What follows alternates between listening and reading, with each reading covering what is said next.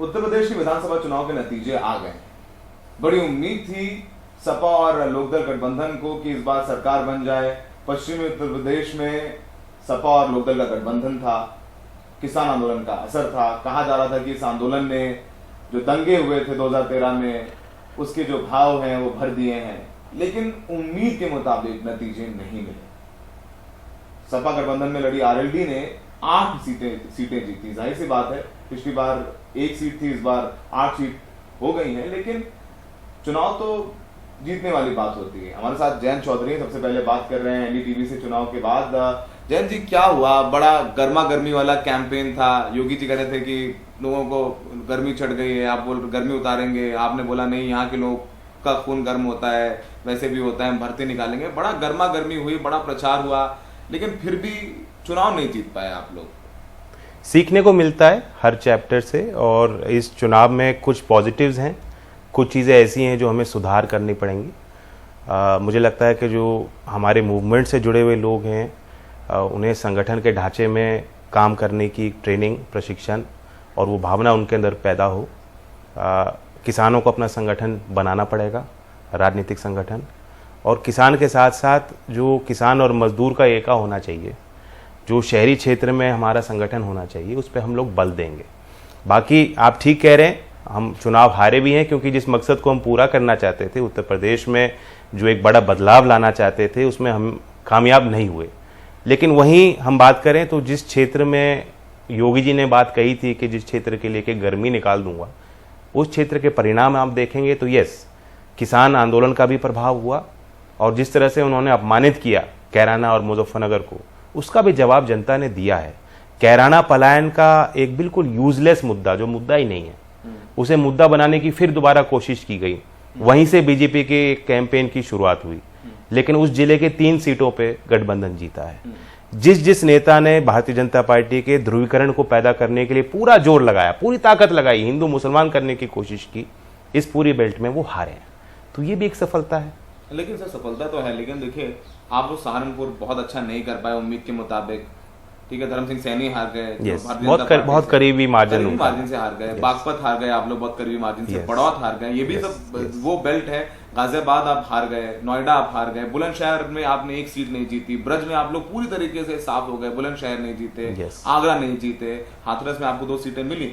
लेकिन इस क्षेत्र में भी आप कहीं कहीं जहां लग रहा था कि 2 या 3 सीटें आ जाएंगी, बिल्कुल आप लोग 0 हो गए। ये सारे जिले गोल हो गए गाजियाबाद से ऊपर, आप जाके देखें आगरा तक, और बल्कि लखीमपुर खीरी और तेराई के रीजन में भी जो नतीजे आने चाहिए थे, जहां किसान आंदोलन की आपने बोला कि ध्रुवीकरण की कोशिश, भले ही मुजफ्फरनगर शामली में वो असर ना दिखा हो, लेकिन उसका जो प्रभाव है वो लग रहा है कि भारतीय जनता पार्टी ने वो काम कर लिया। जो सारे कैंपेन हुआ, चाहे वो हिजाब की बात हो या गर्मी की बात हो या जिन्ना और तमाम चीजें जो निकाली गई, भले ही 2-3 सीटों की आप बात करें जहां पर आपने अच्छा किया, उन सीटों के बारे में बताइए जयंत जी जहां पर अच्छा नहीं कर। हम विश्लेषण कर रहे हैं।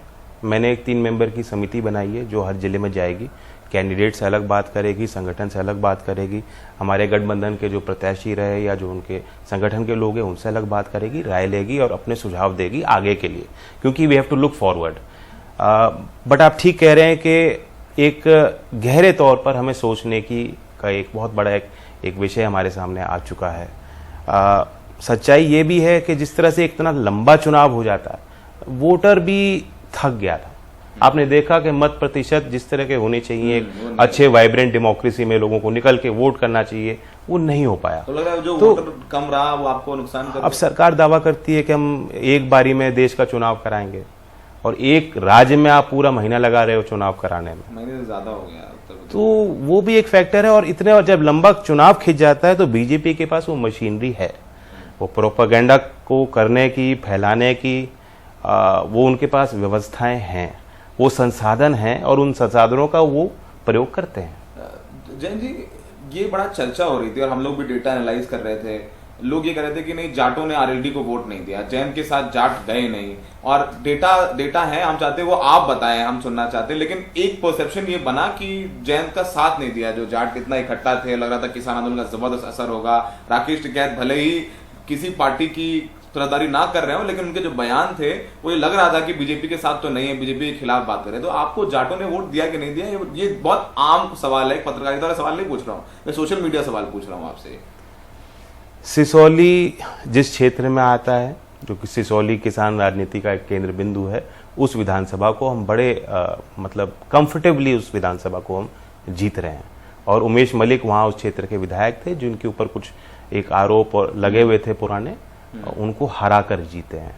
बाकी ये विश्लेषण किसी डेटा पे आधारित नहीं है। सच्चाई ये है कि जाति गणना हुई नहीं है। बैकवर्ड की गिनती ये लोग कैसे कर लेते हैं जब संख्या सरकार को नहीं मालूम कि जाट कितना है, गुजर कितना है, यादव कितना है। अब इसी मांग को लेके कैंपेन में भी हम लोग कहते आए कि जाति गणना होनी चाहिए। बिहार के भी कुछ राजनीतिक ताकतें इसकी मांग करती आई हैं। सामाजिक न्याय की जो भी मांग करते हैं देश भर में ताकतें, वो उसको कहती हैं कि इसकी जाति की गिनती तो हो।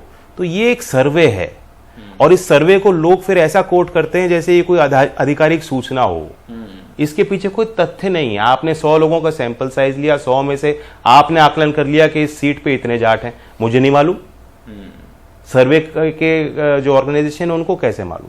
तो CSDS या जो भी सर्वे कर रहे हैं, सर्वेक्षण कर रहे हैं, इसको एक मतलब गॉस्पेल ट्रूथ ना माना जाए।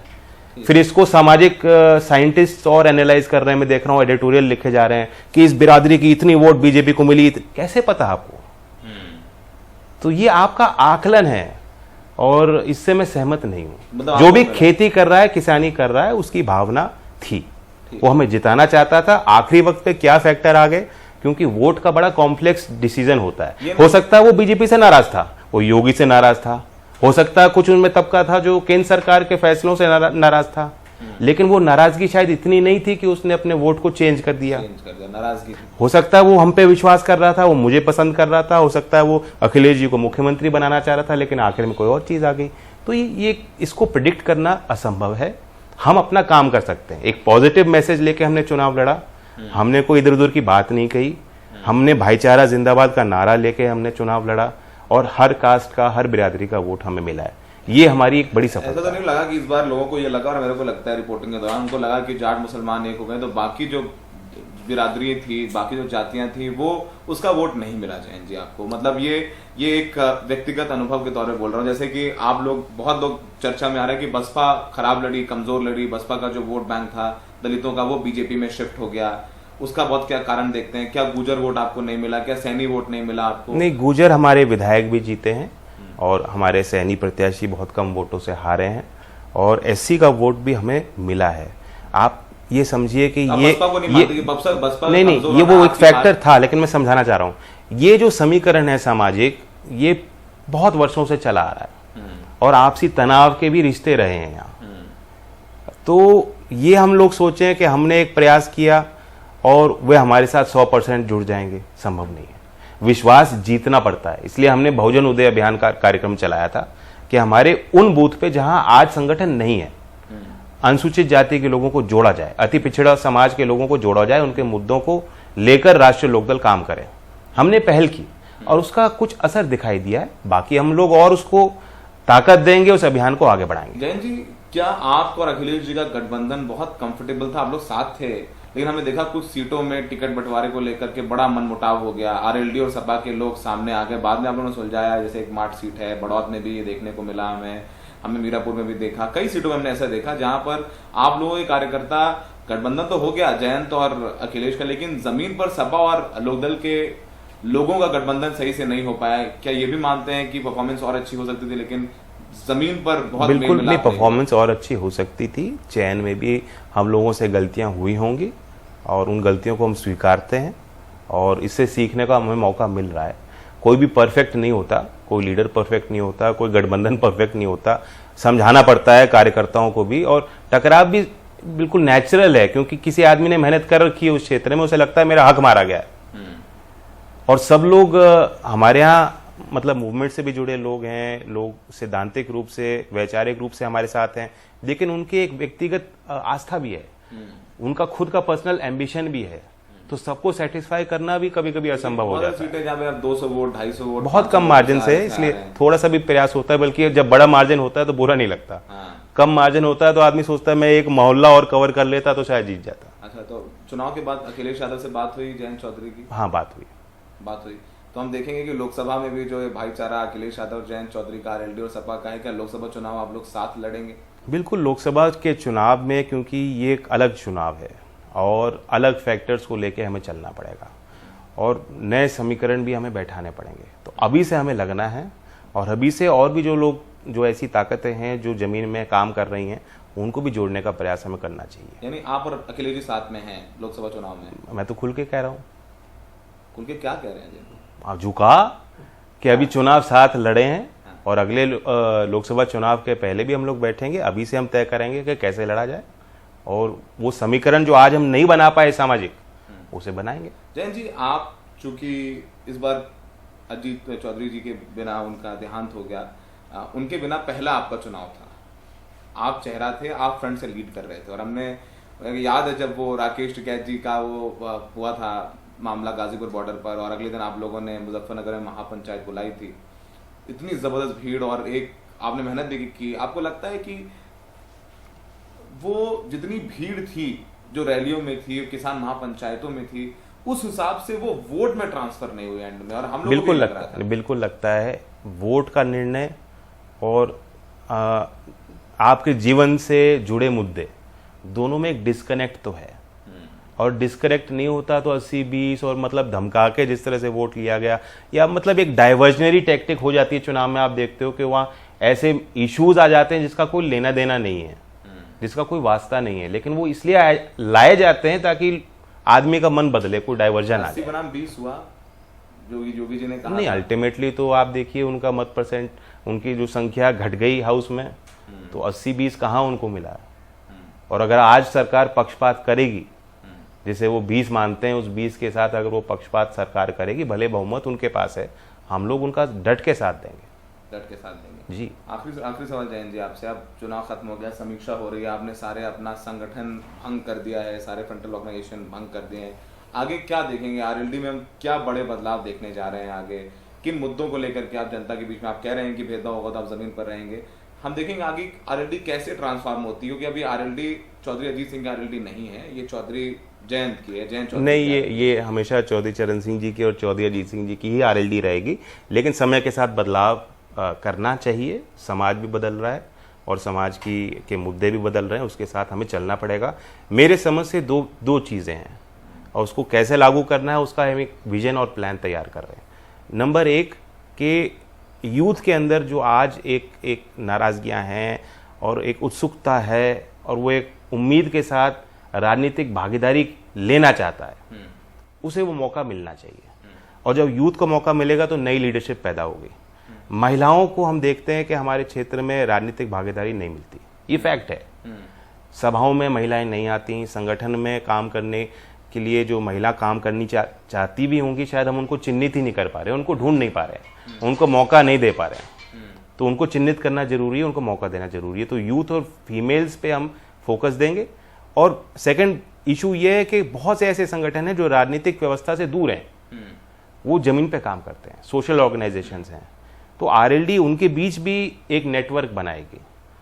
जो सामाजिक कार्यकर्ता है उनको राजनीतिक मूवमेंट में शामिल करने की जरूरत। बात बताइए, याद आ गई क्योंकि आप लोगों ने मैनिफेस्टो बड़ा अच्छा बनाया है, आपका और अखिलेश जी का मैनिफेस्टो अच्छा था, 300 यूनिट बिजली और आपके भी तमाम, आप लोगों ने राय शुमारी करके आपने तो अपना मैनिफेस्टो बनाया था जी। आप एक बहुत ईमानदार जवाब दीजिए जयंत जी, लगता है कि उत्तर प्रदेश में मुद्दों पर वोट नहीं पड़ते हैं, जो बाकी चीजें हैं, चाहे वो हिंदू मुसलमान हो, जाति हो, अगर मुझे लगने लगेगा तो मैं घर ही बैठ जाऊंगा। नहीं, आप पर मैं ये सब, तो we have to be positive, सकारात्मक। हमें भी खुद सोचना पड़ेगा, लीडर का काम ये होता है। लीडर अगर जनता पे विश्वास नहीं करेगा तो वो जनता की उम्मीदों पर कभी खड़ा नहीं उतर सकता। जो जनता ने फैसला लिया, सही फैसला लिया, मैं उस फैसले के साथ हूँ, उस फैसले का सम्मान करता हूँ। आगे हमें और प्रयास करना है। कहीं ना कहीं हमारा फेलियर है, हमारे कम्युनिकेशन में गलतियां रही, हमने कोशिश की। सबसे पहला हमने मैनिफेस्टो जारी किया था, इसलिए किया था कि कम से कम हम चर्चाओं में आए, हमारे वो मुद्दे चर्चाओं में आए, और चर्चाओं में आए। बीजेपी ने भी बिजली की बात की, मोदी जी ने फिर छुट्टा पशु की बात की, तो वो मुद्दे आए, वो संज्ञान, उसका संज्ञान सभी पार्टियों ने लिया, उसका संज्ञान वोटरों ने अपनी जो उनकी भावना थी उसे दर्ज किया। वो वोट में कुछ हद तक तब्दील हुआ है, कुछ हद तक नहीं हुआ है। हम उन इश्यूज को लगातार ट्रैक करेंगे। मैं लोकदल की बात कर सकता हूं, हमने लोक संकल्प 2022 के नाम से ट्विटर पे अकाउंट बनाया था, उस पर हम लगातार कम्युनिकेशन कर रहे थे। बीजेपी ने मैनिफेस्टो जारी किया है, अभी होली आ गई है, उन्होंने सिलेंडर बांटने की बात की थी, कई तमाम वादे किए थे, कुछ बातें ऐसी थी जो हमारे मैनिफेस्टो से लेके उन्होंने उसको शामिल कर लिया था। हम उन चीजों को ट्रैक करेंगे। विपक्ष का यही काम है कि जो हमने वादे किए हम विपक्ष में बैठ के भी उनको पूरा करा सकते हैं। जयंत जी से बात बड़ी जबरदस्त रहती है, जब रहती है, और बहुत ईमानदार जवाब देते हैं। उन्होंने कहा कि कुछ गलतियां हुई, अपने मुद्दे नहीं समझा पाए, और ये बात मान रहे हैं कि जमीन पर 80 बनाम 20 नहीं होगा। जिन शहरों पर दंगों का असर था उन शहरों में सपा और लोकदल ने बहुत अच्छा किया। मुजफ्फरनगर, शामली, वो तीनों सीटें जीत गए। मेरठ में भी संगीत सोम हार गए और बेहतर हुआ परफॉर्मेंस, लेकिन ब्रज में वो नहीं कर पाए, बता पाए। तो मान रहे हैं कि वो अपनी चीजें, मुद्दे लोगों को नहीं समझा पाए। अब विपक्ष में है, कह रहे हैं मुद्दे उठाएंगे, लड़ेंगे। और उन्होंने एक और बड़ी बात कही कि वो जयंत चौधरी, अखिलेश यादव साथ में लोकसभा चुनाव लड़ेंगे। सहयोगी अशोक महाले के साथ दिल्ली में सौरभ शुक्ला, NDTV।